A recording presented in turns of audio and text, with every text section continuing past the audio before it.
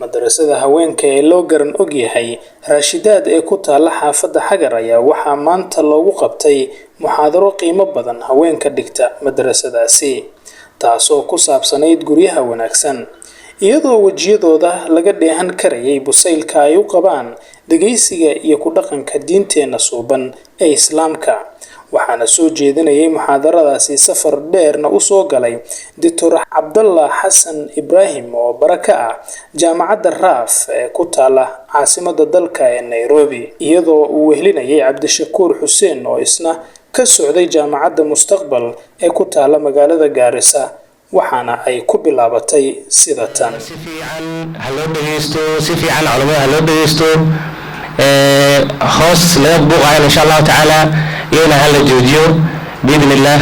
السلام عليكم ورحمة الله وبركاته. الحمد لله وكفى والصلاة والسلام على المبعوث رحمة للعالمين وبعد. أولا السلام عليكم ورحمة الله تعالى وبركاته. تعارف أولا مرعي وحالي لهذا عبد الشكور حسين وخاصة على جامعة المستقبل مدير التنفيذ وسكرتير الجامعة. إن شاء الله تعالى مانتا وحامرتين نوعه الدكتور عبد الله حسن إبراهيم داعي الشيخ ونوي مري مقالة النيروبي كان مدرس جامعة أمة والجامعة الإسلامية قديما جامعة الراف إن شاء الله تعالى وحن رجينا إن دكتور كفاية سنة وحن الناس وقدمنا إن شاء الله تعالى محاضرة قصة صن على مقعدوية هاي بيوت مطمئنة إن شاء الله تعالى وحن ورجينا هذا الميكروفون الدكتور فليتفضل مشكورا مأجورا. السلام عليكم ورحمة الله وبركاته. الحمد لله رب العالمين وبه نستعين على أمور الدنيا والدين وصلى الله وسلم وبارك على نبينا محمد وعلى آله وصحبه أجمعين. إلهي بام هدمنا سبحانه وتعالى وإنه قرتينا مانتا عسوي مانه annagoo ka sheekaysanayno diinteenna iyo adduunkeennaba arrin lafdhabar u ah oo guryaasheenna ah mawduuc ku saabsan annagoo ka sheekaysanayno allihiina isku kaa keenay baa mahadda mudan subxaanahu wa tacaala keligiisa ayaana mutaystay mahaddaasi. intaana mawduuca gudagelin kuleelkan iyo dharkan culus aad qaadateen iyo waqtigan aad cilmi u soo jeedaan waa jihaad iyo maxay aheeday arrin waaweyn oo ajri culus ilaahay subxaanahu wa tacaala lagaga xisaabsanayo. jilbaabka kuleelka lagu qaato inuu jihaad yahay aahaarta ayaa tusaysaa oo leen naftaa lagu xabisaa dhib badanna waa lagala kulmaan kuleelkiisa iyo laakiin qofta ku sabartaa ilaahay dartiisa u qaadata waxaa waajiba inuusan ilaahay subxaanahu wa tacaala wanaageeda dayicin. jariir baa wuxuu dhihi jiray kataba allahu alqatla waalqitaala calayna wacala alghaaniyaati jarri diyuuli. gabdhaha islaamka ragga marka jihaadka lagu waajibiyey inay naftooda huraan oo naftooda soo dilaan marka lagu waajibiyey gabdhana waxaa la saaro yiri xijaabka culus oo asturnaantooda ku jirto inay qaataan. arrinka cilmi raadiskuna waa asagana waa jihaad. aqoon sharciyeed baan korursanayaa cilmi baan baranayaa kuleelkaanaan u taxamulayaa waan u sabrayaa ayaduna waa jihaad kale. طلب العلم فريضة على كل مسلم. قبل مسلم واجب سارا وهي أيضنا وحيلوضح وما كان المؤمنون لينفروا كافة فلولا نفر من كل فرقة منهم طائفة ليتفقهوا في الدين ولينذروا قومهم. نفوركنا أما نفاركنا وبحيتان كجهاد كالله بحوية ددك علمك أبحي يددك جهاد كأبحي بيأبوك لقيمسي ددك مؤمنين تاون وناكسني قارنا جهاد بيسعبان قارنا علم دون بيسعبان. صحابتنا أصل بيولها رضوان الله عليهم خاصة قوله هذا إن يسيدين أغل مدونتان ويقولون كصبران dad baa idinkaga horeeyey nahji iyo waddo idinka horreysay idinkuna aad qaadeen. gabdhaha nabiga salawaatu ullaahi wasalaamu calayhi u yimid oo ku yidhi galabanaa calayka arijaal fajcal lanaa yowman min nafsik ta'tiina wataciidunaa fiih. rasuul allahu raggaa i kaa qaatay adiga kuma hayno, raggaa ku mashquuliyey, waqti noo yeel bay dhaheen aad noo timaado usbuuc walba bil walba maalin walba waqti u noo yeel oo aad noo timaado aadina wacdiso adigaan u baahannahay bay dhaheen. marka caadadaad haysaan iyo dariiqaad haysaan waa dariiq laydinkaga horreeyo oon wanaagsan. ku sabraan idin leenahay. cilmiguna waxay leeyihiin dadka ahlulcilmiga sida imaam axmed iyo reerkooda waxay leeyihiin min almahdi ila allaxd. imaam axmed wuxuu dhihi jiray mihnatunaa haadihi min almahdi ila allaxd. waa shaqadeennan aan hayno oo cilmiga ah waxay ka bilaabataa cunuga markuu dhasho oo hooyadiisa ay dhabarka ku hayso ilaa markuu ka dhinto oo maxaa aheeday la duugo intaasa udhaxaysa u kuleeyahay. faman araada an yatruka mihnatanaa haadihi saacatan falyatrukha saaca. ninka doonayo shaqadaani maalin inuu ka tago isu sheekeynayo haddaa ka tago buu leeyahay. marka cilmigu waqti laga taga ma leh. qofka mu'minkana ma raaxaysto. kuleelkan iyo jilbaabkan iyo cilmiraadiskan waa sheeko socoto oo waxay aheeday dadka idinka horreeyanay soo wadeen idinkuna aad wadi doontaan ilaa ilaahay subxaanahu watacaala aad kula kulantaan. wacbud rabbaka xataa ya'tiyaka alyaqiin. nabigaa la weydiiyey ninka mu'minka gurmuu nastaa gurmuu raaxaysta. nabiga sala allahu calayhi wasalam wuxuu leeyahay laa yazaalu almu'minu fii khayrin walan yashbaca min khayrin xataa takuuna muntahaahu ljanna. qofka mu'minka khayr kama zuuro kamana dhergo ilaa insha ugu dambaysa uu janno ka gaaro. maalin la leeyahay dhulkoo kulul yahay xijaabka iska dhig lagu leeyahayna ma jirto. maalin lagu leeyahay qoraxda waa kulushahay haddama socon kartid oo cilmiga iska dhaaf lagu dhahayana ma jirto. sabarkaagaad leedahay ajrina ilaahay subxaanahu watacaala aad ka sugataad leedahay. intaa kadib ayuha alaxiba mawduuca culamadu sheegeen waxa weeye waa buyuutun mutma'ina. ereyga carabiga ah marka la tarjumana waxaa weeye waa guryaal xasilan wey oo degan oon buuqi ka jirin oon qaylo iyo qalalaasi ka jirin oo nabad u degan. waa tilmaamooyinka guriga mu'miniinta uu ka mid yahay. ilaahay subxaanahu watacaala mu'miniinta wuxuu ugu talagalay guryaashoodu guryaal degan oo xasilan oo qaylo iyo buuqa ka maran oo dhib iyo dhibaato aynan ka jirin oo nabad leh buu ilaahay subxaanahu watacaala ugu talagalay. meel lagu nasto oo lagu raaxaysto oo degnaan loogu talagalay buu ilaahay subxaanahu watacaala ka cabiraya.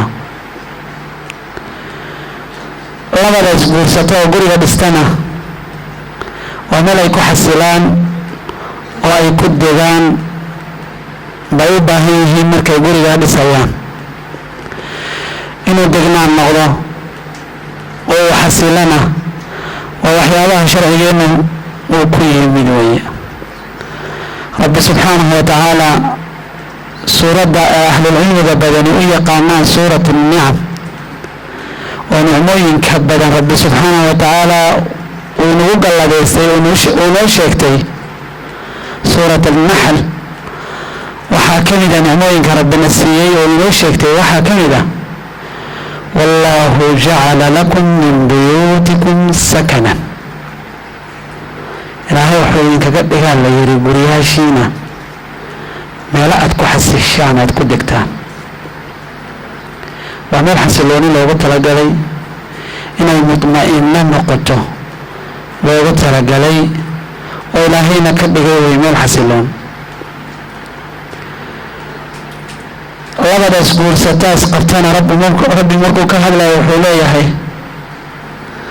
ومن آياته أن خلق لكم من أنفسكم أزواجا لتسكنوا إليها سياد كحس الشام واد كدكتان بالله دغنان تاس يحسلوني دا سادن ولا وباهيه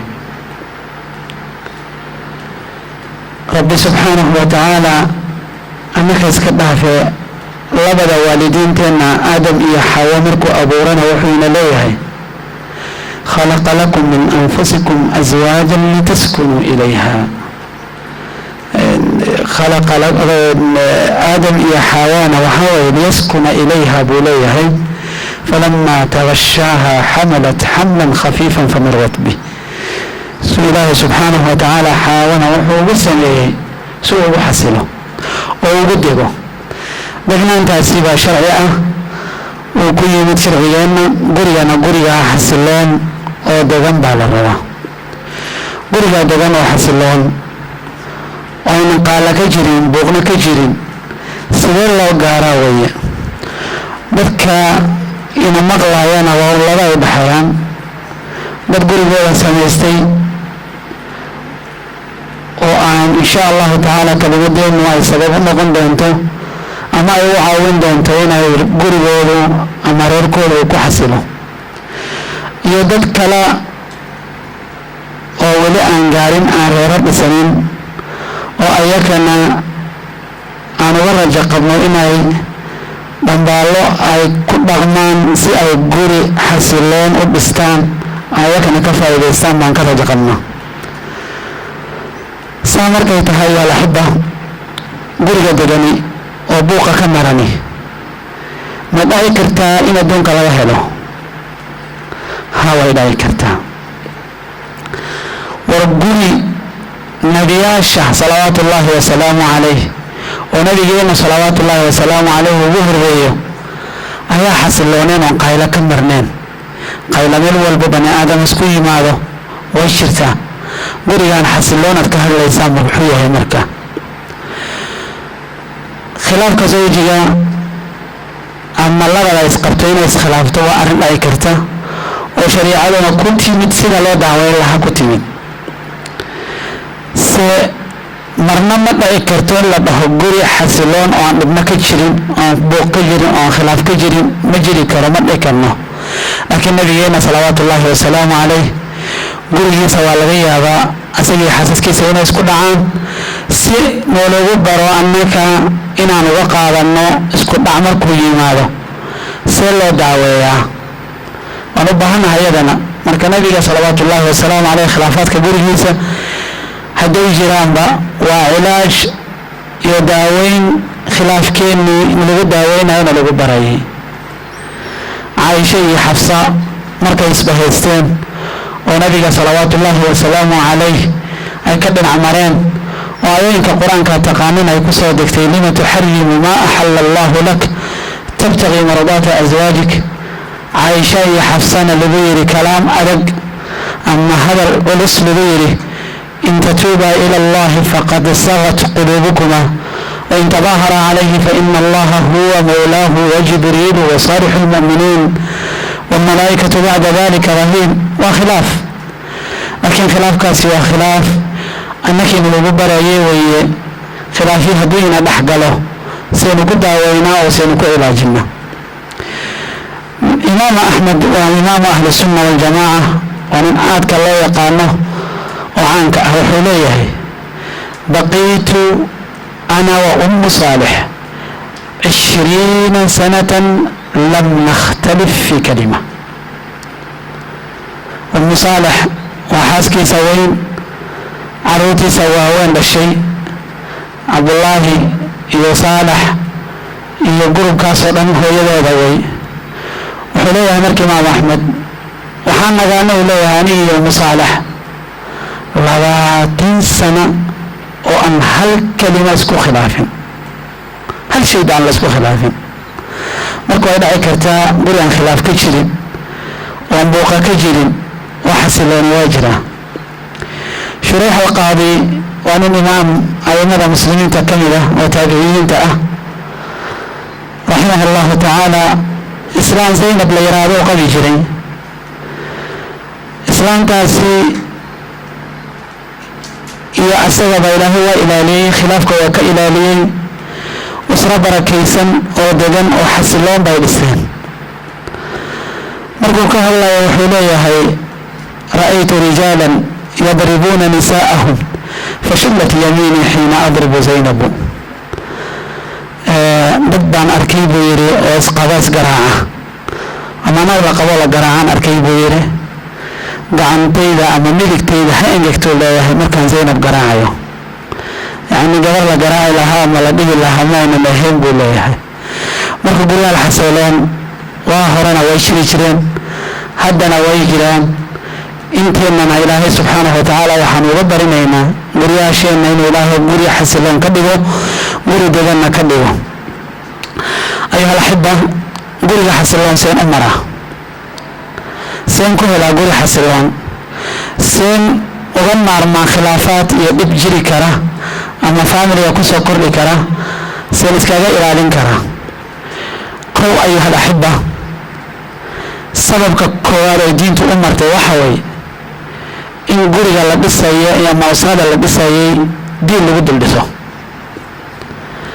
markeeda hore la dhisanayana diinta ha loo fiirsada baa la yidhi. kadibna reerka deganna waxaa la yidhi ha lagu diin dhaqmo, diinta ha lagu dhaqmo oo diinta ha la haayo. ilaahay ma qadara hadday timaadana khilaafna diin ha lagu xalliyo baa la yidhi. saddexda arrimood oo tarbiyada ama waxyaabaha la sameeyaba looga baahan yahay shariicadu ay ku timid in diinta lagu saleeyo guryaasha. marka hore binaa'iga ah waxaa la dhisayo la abuurayana ha loo fiiriyaa la yidhi. marka labaad wiqaa'i ah oo in la ilaaliya la rabo, xumaan iyo wax usoo jeedo iyo cudurro usoo jeedo laga ilaalin rabana diinta ha la ilaaliyaa la yidhi. marka dambe cilaaji ah wixii dhacaana oo la daaweynayana waxaa la yidhi diinta ha la ilaaliyo. guriga xasiloon marka lafdhabarkeedu waa diin.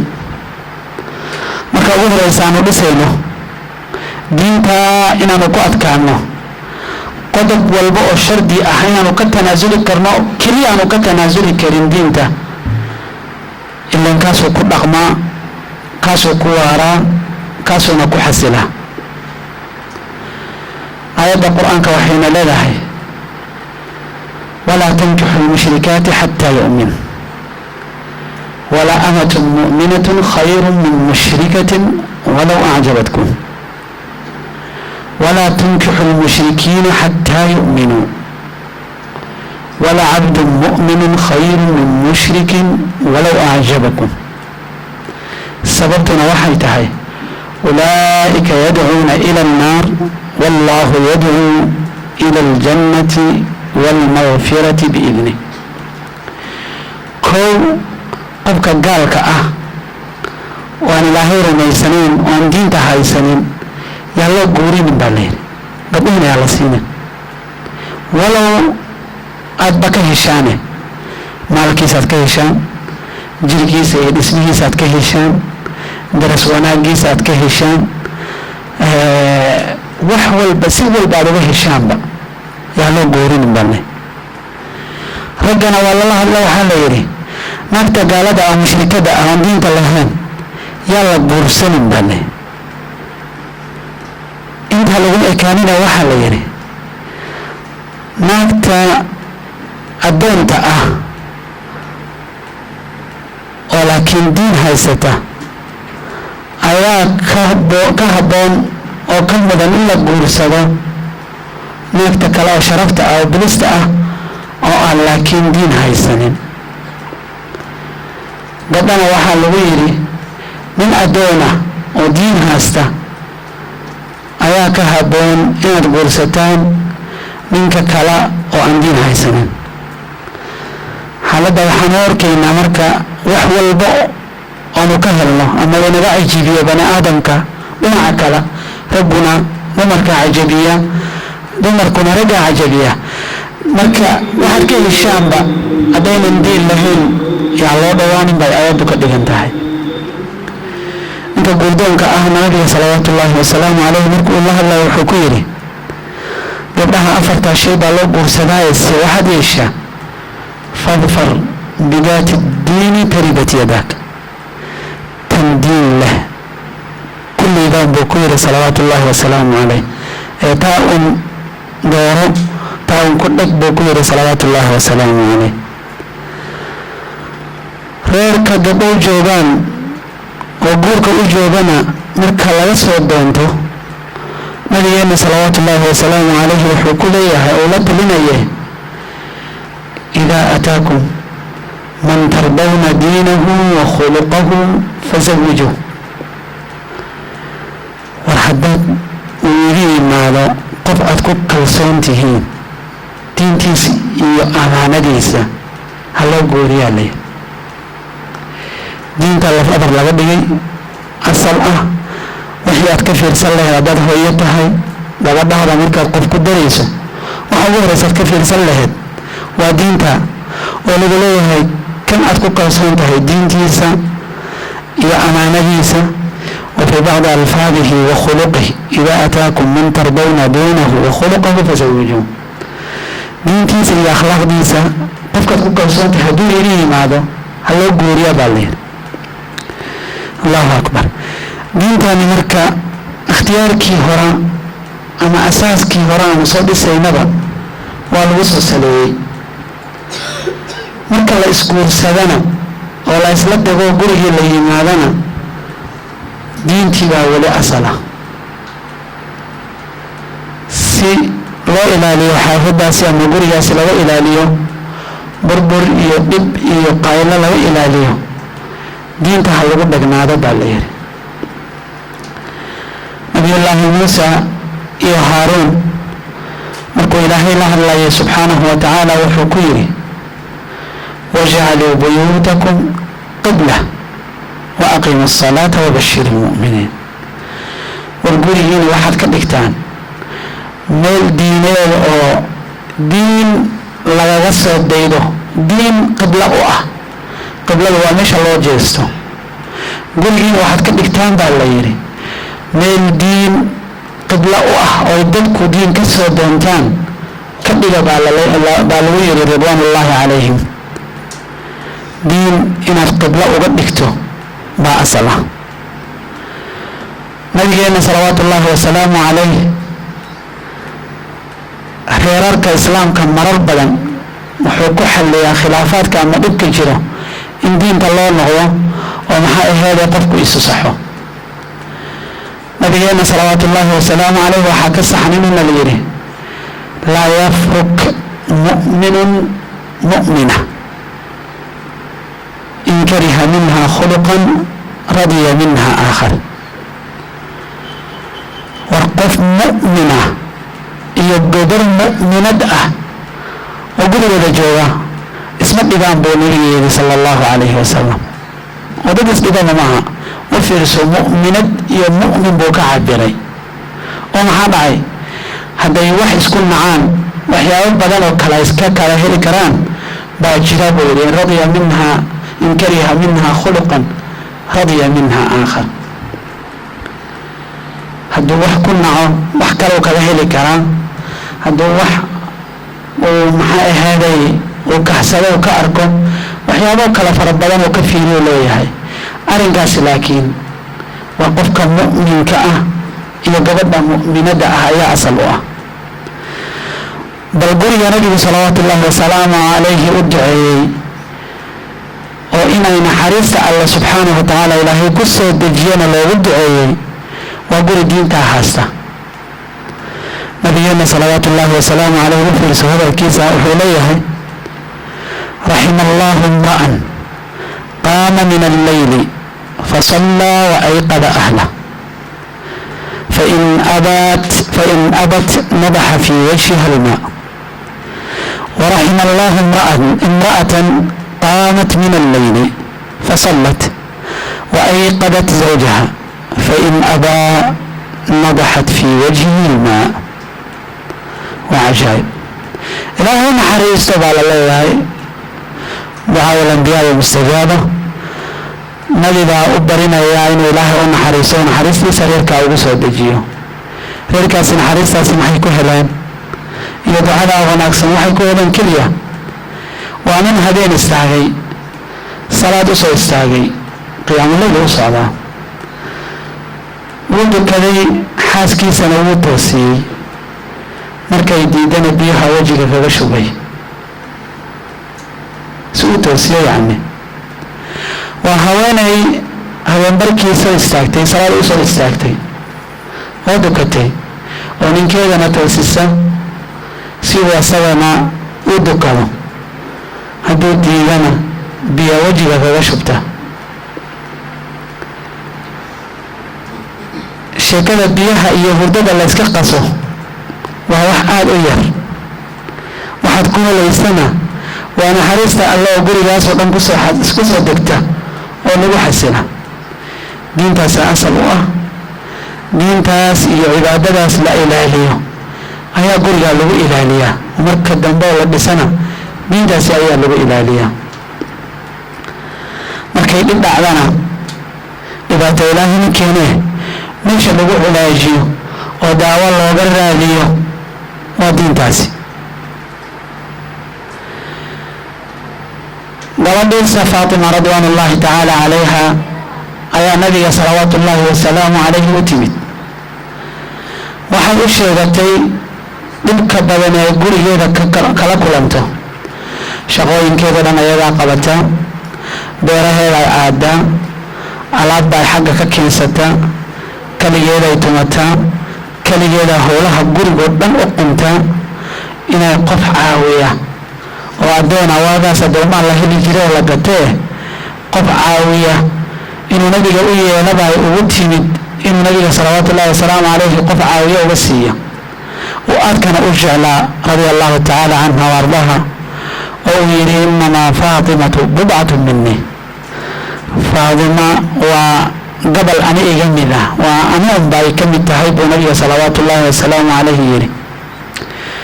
faatimadaasi si ay lacag u heli lahayd ay addoon kusoo gadato kumuusan hadlin nabiga salawaatu ullaahi wasalaamu calayh. lacagnama siinin, addoonnama siinin, laakiin wax intaasoo dhan uga weyn oo ka roon oo kana wanaagsan buu tusiyey. wuxuu ku yidhi idaa aawaytumaa ilaa firaashikuma markaad habeenka hooyataan ood sariirtiin aad gashaan aada hurdo u jeedaan waxaad yeeshaan fasabbix allaha 33 wakabir allaha 33 waxmud allaha 33. markaad hooyataan ood gurigiina tagtaan waad maxaa ahayd habeenno la gaaro ood jiifar rabtaan waxaad samaysaan adkaarta subxaan allahi 33 jeer, alxamdu lilahi 33 jeer oo kale, iyo allahu akbar 33 jeer dhaha buu yidhi. fadalika khayrun lakumaa min khaadim. kaasaa idinkaga khayr badan oo idinkaga khayr roon addoon idin caawiya ama shaqaalo idin caawisa, kaasaa idinkaga roon buu ku yidhi salawaatu ullaahi wasalaamu calayh. ahlulcilmigu waa isweydiiyaan takbiirta iyo adkaarta iyo tasbiixda nabiga salawaatu ullaahi wasalaamu caleyh gabadhiisa u dardaarmay oo ayaduna ay khaadim weydiisatay dhibaato ay gurigeeda kala kulmayso shaqooyinka badan u yaalla ay usoo sheegatay maxaa isu keenay baa isweydiiyeen ahlulcilmigu. waxay dhaheen laba arrimood baa asal u ah. kooda adkaartaasi guriga markuu laasimo guriga waa degaya bay dhaheen, markuu degana dhibaato kasta timaada lama dareemo bay dhaheen. ninkuna wuu soo shaqaynayaa, si fiican buu soo shaqaynayaa, isagoo niyaha ayuu soo shaqaynay, niyadiisa dhisan marka dhibkaama dareemaya bay dheheen dhibku soo maro. gabadhuna gurigeeda way ka shaqaysan kartaa laakiin niyada u xasilanoo shaqooyinka badan ee gurigeeda ka hayso ma dareemi doonta bay dheheen. taayoo qodob bay dheheen. laba, adkaarta guriga lagu akriyo xoog baa laga qaadaa bay dheheen. xoog oo ninkuna uu ku soo shaqaysan karo oo lacagta hadda ay raadinayaan iyo khadimka ay raadinayaan ay iskooda ugu soo shaqaystaan buu ninkuna ka qaadaya bay dheheen. gabadhuna xoog iyo awood buu ilaahay ugu darayaao ilaan dikrigiisa haysee ilaahay ayadana shaqooyinkeeda u barakaynayaa bay dheheen. wax walba cuslaadana dikriga allah ayaa lagu fudaydiyaa. dhib walboo jirana dikriga ayaa allah lagu fudaydiyaa subxaanahu wa tacaala. marka guriga dikriga allah subxaanahu wa tacaala ayaa lagu ilaaliyaa. juwayriya waa xaas kale xaasaska nabiga salawaatu ullaahi wasalaamu calayh. subaxii fajirkay dukatay, meeshay fajirka ku dukatay ay fadhiisatay iyadoo dikri haysa. nabiguna salawaatu ullaahi wasalaamu calayhi waa ka tegay. xadiida fii saxiixi muslim. barqankii buu usoo muuqday. waqti dambe 4 saac iyo 5 saac la gaaray wuu soo noqday. xaafadii markuu soo galay meeshii bay fadhidaa wada dikrigii iyo adkaartii bay haysaa iyo alla ku dhawaadii bay haysaa.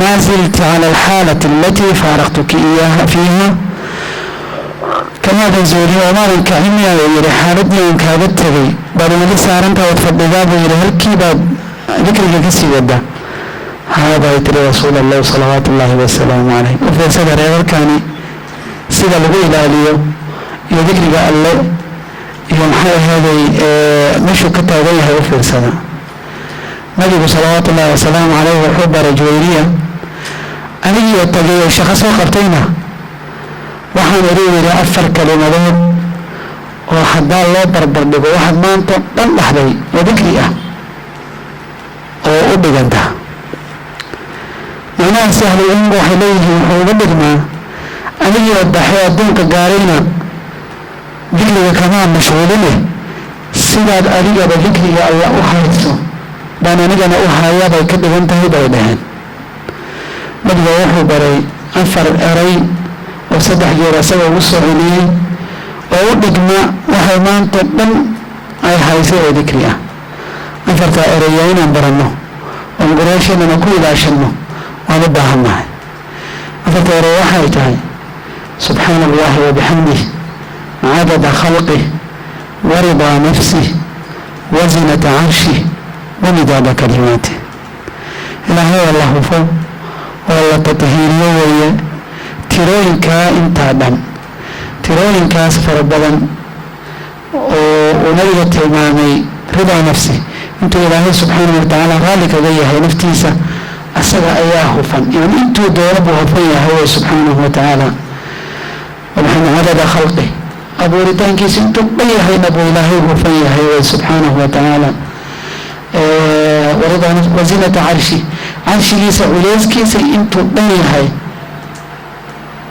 بو رب سبحانه وتعالى خفيها وبحر سيها ومعنى هذا ومداد كلماتي كلماتك ألنا قد كان وحيالها يبقره انتي فرب بنتهاي وكلماتك إلهي سبحانه وتعالى ويفرب بنيهن وويهن مركا intaas oo dhan baa ilaahay wuxuu yahay buu nabiga sallallahu alayhi wasallam alayhi yiri oo ina dhigma dikriga maanta oo dhan la soo haray ayuha alahibba dikrigaasi iyo diintaasi ayaa lagu hayaa guriyasha nabigeena sallallahu alayhi wasallam alayhi wuxuu leeyahay la tajcalu buyutakum qubura guriyashina qabriga laga dhigin oo maxaa dhacay quburta lagu dukado guriyashina ku dukada guri cibaado leh oo quraan akhris leh oo salaadaha lagu oogo oo guri ilaahay barakeynayo oo degan oo xasiloon way ayuha alahibba. diintaasi ayaa lagu xasiliyaa quraanka iyo maxay ahayd cibaadadaas ayaa lagu xasiliyaa. marka dambe khilaaf dhacana oo laga yaabo dadka bani aadamka ay u badan yihiin inaynan isu sabrin. ilaahay wuxuuna leeyahay walaa tansaw alfadla baynakum, hala isu dhambiyay ka dhigan tahay. wanaagga idin dhexeeya la hilmaamin bay ka dhigan tahay. midkiina midka kale wuxuu u ahaa sakan iyo wanaag buu ahaa, wanaaggaasi yaa la hilmaamin bay ka mid tahay. nabigeenna salawaatu ullaahi wasalaamu calayh khadiijo markay dhimatay oo muddo badan laga soo wareegay bay caaisha radiallahu tacaala canha oo ardaha ka maseertay. islaan dhimatay oo ka hor la doogay bay caaisha ka maseertay oo aynan ba soo galin gurigaasi ilaa ay caaisha ka dhimata kadib. weliba khadiijo markay dhimatay oo 4 sano laga soo wareegay kadib bay caaisha la guursaday. markay ka maseertana nabigu salawaatu ullaahi wasalaamu calayhi wuxuu ku yidhi ina xusna alcahdi min aliimaan, dadka hore iyo wanaagga hore la ilaaliyo iimaanku ka mid yahay buu ku yidhi salawaatu ullaahi wasalaamu calayh. marka dambe iyo markuu reerka joogo iyo marka la abuurayaba diintaas ruux dhabar baa u tahay ayuha alaxiba. diintaasi waxyaabo kale ay guryaashaasi ku xasilisaa waxaa ka mid ah amraadka iyo cudurada iyo indhaha bani aadamka iyo maska jinka iyo waxyaabaha la midka, sixirka, kulli diintaasi ayaa la yskaga ilaaliyaa oo guriga diinta lagu haayo maxay ahayd dhibkaasi kuma jiro. ilaahayna wuu ka ilaalinayaa, mu'miniintuna waa isku ilaaliyaan. xirzun xasin weeye, adkaarta la akhriyo waa xirzi oo ilaahay kugu ilaalinayo adiga iyo reerkaaga. mar allaalaad ducaysanayso ood alla barinayso dikrigiisaad hayso, isu duceey, waalidiintaadana u duceey, zoojkaaga aabbaha caruurtaadana u duceey, asagana ha kuu duceeyo. dad isu duceeya oo isjecel oo diinta ilaaliya ayaa ubad diinta ilaalin karana soo dhala. markay diintu ubad gaartana waa reer wanaagsan oo reerku caruurtooda iyo iyakuba diin lagu yaqaan ay noqonayaan. dadka wanaagsan mugtooda waxaa ka mid ah ubadkooda iyo ilmahay dhaleen say diinta loo qaadsiiya oo say uga diin qaata. ayagii way qaateen, diintii way hayaan, ayagii way isku ilaalinayaan, gurigoodana way ku ilaalinayaan, indhaha dadka iyo xasidka iyo kullina way iskaga ilaalinayaan. laakiin ubadkoodii iyo ilmahooda ayay ka fikiraan, mar walbana u duceeyaan. nabiyullaahi ibraahim calayhi salaatu wasalaam ducooyinkiisa waxaa ka mid ah wajnubnii wabaniya an nacbud alasnaam, ani iyo caruurtaydaba waxaa naga ilaalisaa way naga fogeysaa inaan shirki kuula yimaano oo aan sanamyo caabudna inaga ilaale. rabbi ijcalnii muqiima asalaati wa min duriyati, alla waxaad iga dhigtaa midkii salaada ooga, wiilashayda macruurtaydana saa oo kale ka dhig, ayakana kuwa salaada ooga igaga dhig buu nabiga nabiyullaahi daawuud ibraahim calayhi salaatu wasalaam ku ducaysan jiray. waxaan ilaahay ka baranaynaa subxaanahu watacaala ahlu cibaado ilaahay ha inaga dhigo, guryaasheena guri cibaadadeeda ilaahay ha ka dhigo, guri qiblatu khayrin wa cibaada ilaahay ha ka dhigo. intaan reer haysanina ilaahay reer khayr badan oo barako leh ilaaha u yeesano, inta haysatana ilaaha u barakeeyo, isla diini ah uga soo saaro. inta ubad dhashana ubadkooda ilaahay hagaajiyo, wax khayr badan ilaahay ha ka siiyo. intaan haysanina ilaaha u yeesano, dhammaanteennana ilaahay dembigeena haynoo dhaafo, jannana ilaahay subxaanahu watacaala haynagu kulmiyo. wasala allahu wasalam wabaaraka calaa nabiyina muxamedin wa aalihi. jazaaka allahu khayran wabaaraka allahu fiika. dacwadaas rabbi subxaanahu watacaala kuwii lagu anfaco allah naga yeelo, sheekhana allah barakeeyo. aad iyo aad maaragtay ay u ahayd muxaadara qayim ah oo maaragtay waqtigan baa noo saamici waayey aan laga dhergi karin. marka waxaan aad iyo aad ugu mahadcelinaynaa markaska maamulahooda, mudiirka iyo maamulka guudba, ardada, maaragtay waalidiinta dhammaan ugu mahadcelinaynaa sida waqtigan qayimka ee haddana kulul aad ugu dulqaadateen. rabbi subxaanahu watacaala hanagu anfaco. kolley maaragtay haddaad isku darsataan dhaqankii iyo muxaadaradanba aad iyo aad waxaan rajaynayaa in maaragtay ay buyuurta ay u ahaanayaan kuwa mutmain ah. Dhaqan Soomaaliyeed baa jiri jirayo wuxuu ahaa gabadha markii la guursado reerkooda la degnaan jirtay, ninkana waxaa loo yaqaanay in la yeel. Labadaba halkaasi xikmad baa ku jirta. ninkaasi maadaama xididkii uu la degan yahay, xidid waxaa loogu bixiyey geedku xididkiisa uu qarsoon yahay, hadduu soo baxana haddii geedkaasi waa geed dume, marka sidaasaa xidid loo bixiyo. ruuxu waa ruux inuu is asturo ah oo xididka siduu u qarsoon yahay u qarsoonaado ah. marka ninkaas xidid baa loo yaqaani nin inanayaal ah. gabadhana wax kastoo ka dhaca hooyadeed baa u joogtay oo maaragtay khalad kastoo ay samayso u tilmaami jirtay. kadib markay ay isku ilmo dhalaan ama muddo dheer ay joogaan oo 3 sano ama ku dhawaad 2 sano ah, iyo ninkaas reerahooda u guuri jiray. gabadhii oo ayadana maaragtay tarbiyaysan, ninkii oo dulqaad maaragtay bartay, marka reerkaasi reer maaragtay aad iyo aad loo tarbiyey waxaan jiray. haddana gabdhahu waxaan leeyahay hooyooyinka booskii ha ku sii dadaalaan.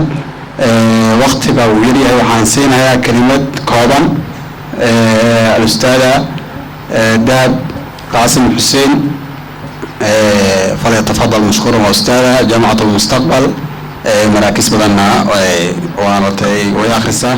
soo dhow ustaada. barakaatu. موضوعاس موضوع قيم وها إلهي سبحانه وتعالى دكتورك هكا أجرسية تلابدي الناس وقاضي يسافرت عبار الناس وقالي إلهي سبحانه وتعالى ما لنتو أباه الدليل وآخره.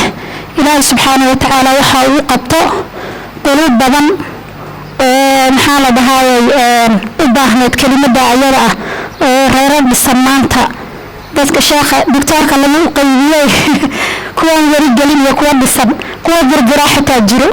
marka kuwa naftooda inay balbid isku muraajaceeyaan waxyaalihii ku khaldamay ay dib isku saxaan. ilaahay subxaanahu wa tacaala kelimadaas ha inooga dhigo, asagana ilaahay dembigiisa ha ku dhaafo, dembiga waalidiintiisba, annagana ilaahay subxaanahu wa tacaala kuwa ku cilmi qaata ha inooga dhigo. diintaas waa muhiim. nabigeennana calayhi salaatu wasalaam labada ruuxoo iscalmadayso qodobka koowaad ee lagu dooranayo inay diintii noqoto, dabeecadina muxuu ahaay waa qodobka labaad. qodobka labaad waa dabeecadda, waayo diintii keli wax ma tarayso haddaysan dabeecaddii la soconin. bal qofka hadduu faraaisha ilaahay gudanayo muxuu ahaay laakiin dabeecad wanaagsan yahay, ama ruuxa diinta badan oo diin badan yaqaano oo muxuu ahaay aan dabci xumayn, hala doorto midka dabciga wanaagsan oo faraaisha ilaahay la gudanayo. lianna guriga marka la iskugu imaado inta badan qofka biniaadamka waxa ka quseeyo, labada zawjeenka waxa iska quseeyo waxaa waaye dhaqankaas, waajibaadkii ninkii istaago, gabadhana waajibaadkii laga rabay iyo maamulka iyo reernimada iyo xaasinimada inay u istaagto. marka qofka aan salaadihiisaas badan, diintaasi badan waa qurux badan tahay, laakiin guriga fadliga guriga lagu dhaqayo in badan waxay u baahan doontaa dabeecad wanaagsan. dabeecaddana hebel maxnaha mixinaaqo micnaheeda ma aha, laakiin dabeecad waxaa jira suluug la dhaho iyo dhaqan oo la rabo reeraha in lagu dhaqo. muxuu ahaay qofkii dabeecadaha wanaagsan lagu dooro waxaa kamid ah qofka inuu deeqsi yahay, inuu bashaash yahay, inuu muxuu ahaay dhibka u dul qaadan karo, waa in muxuu ahaay ilmihiisi uu dhaqan karo, gabadha ay kartileeda gurigeeda ay nadiifin karto, allahu mustacaan ilmaheeda ay korsan karto. laakiin haddii aad muxuu ahaay sawaama qawaama aad tahay, yaa calal meel yaallana aad tahay oo ilmihii aad dhashay mas-uuliyadooda aad u qumi karin, haddee diintaas waa diin bakran. waxay ku bakran tahay diintaadu way wanaagsanta, laakiin inaa iska joogtaa kuu fiicnayd oodan ilmo dhalin, laanna ilmihii diinta keli kaama raan, waxay kaa rabaan mas-uuliyadoodii in aad muxuu ahaay aad u istaagtid. kolley hadda meeshaan waxa fadhiyo gabdho yareer baa u badan. inta aan muxuu ahaay qodobka aan leeyahay waxaa waaye gabdhaha haddii mas-uuliyadda guurka aadan qaadi karin ilaahay kuguma qasbi, naftaadana aad xifdin karto ha isku gelin. qooq aad baranta guurka ha u gelin oo waxaad u gashaa in waxaan mas-uuliyad rabbaani ay tahay oo ilmahaas iyo guurka iyo zawjkaa jooga yani su-aal kuu taalo maalinta qiyaamo salaad hebel ma tukata sida lagu dhihi doono yaa ilmahaas muxuu ahay barbaarintiisa iyo zawjkaa in ayadana lagu su-aali doono marka ilaahay subxaana watacaala salaadii baa la taagan yahay ilaahay kelimadaas ha inagu anfaco mid aan muxuu ahaaye wax ku qaadanana allaha nooga dhigo wadaadadii tilaabadaa noo soo qaadayna ilaahay subxaana watacaala ha ku jiseeyo kelimadoodana mid naafica ha inooga dhigo annaga iyo ayagaba asalaamu calaykum waraxmat ullahi wabarakatu